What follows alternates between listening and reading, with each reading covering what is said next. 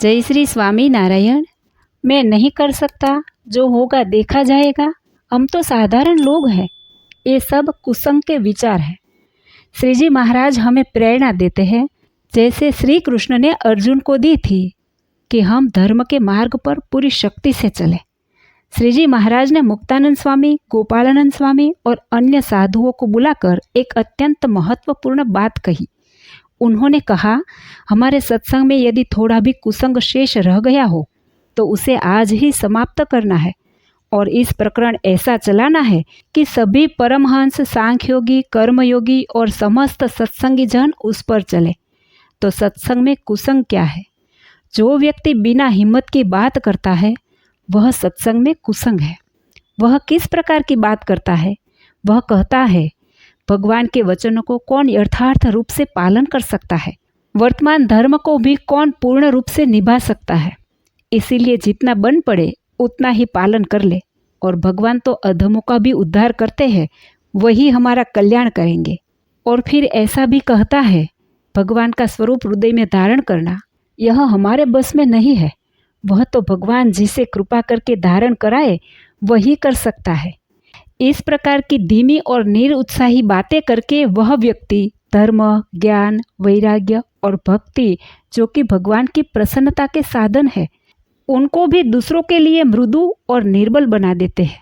जब कुरुक्षेत्र का युद्ध शुरू होने वाला था, सामने अर्जुन के अपने गुरु, अपने ताऊ, अपने भाई खड़े थे।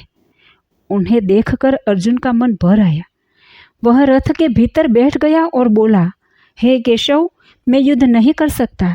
मुझे धर्म समझ में नहीं आ रहा। कौन जीतेगा, कौन हारेगा, इस बात का क्या अर्थ? मैं तो जंगल चला जाऊंगा, संन्यास ले लूंगा। यह बात सुनने में दयालु और शांतिपूर्ण लग रही थी, लेकिन असल में यह हिम्मत गिराने वाली और कर्तव्य से भागने वाली बात थी। तब श्री कृष्ण ने डांटते हुए कहा, अर्जुन, यह तेरा धर्म नहीं है। तू क्षत्रिय है। तेरा धर्म है अधर्म से युद्ध करना, सच्चाई के लिए खड़ा होना। यह जो तू कह रहा है, मैं संन्यास ले लूं, मैं नहीं कर सकता, जो होगा देखा जाएगा, ये सब कुसंग के विचार है। ये हृदय को निर्बल और धर्म को अशक्त बना देते हैं। कृष्ण ने अर्जुन को गीता का उपदेश दिया और अंत में अर्जुन ने कहा, नष्टो मोह स्मृतिर्लब्धा करिष्ये वचनम तव। मेरा मोह चला गया, अब मैं आपके वचन के अनुसार कार्य करूंगा।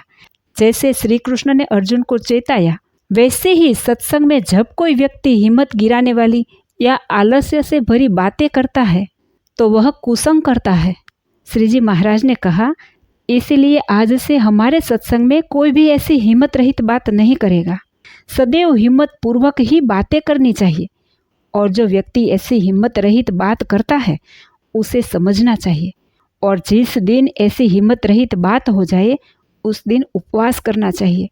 इस बात से हमें यह सीख मिलती है, हमें कभी भी निराशाजनक, कमज़ोर और हिम्मत गिराने वाली बातें नहीं करनी चाहिए। सत्संग का उद्देश्य है कि धर्म, भक्ति, ज्ञान और वैराग्य में दृढ़ता लाना।